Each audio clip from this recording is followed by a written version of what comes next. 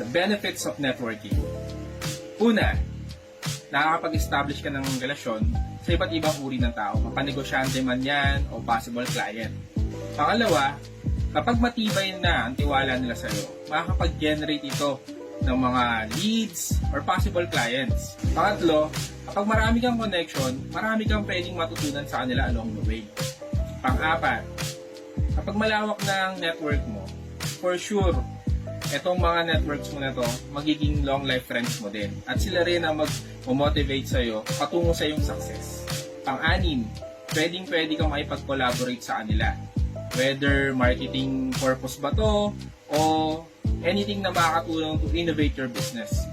Pang-pito, malaki ang chance na makapag-build ka ng positive reputation sa industry na ginagalawan mo. Pang-walo, malaki ang chance na magkaroon ka ng access sa iba't ibang information to help you innovate sa business mo.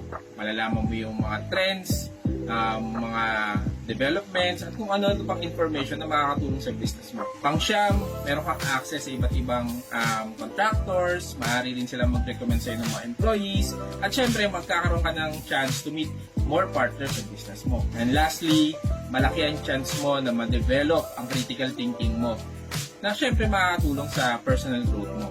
Follow for more.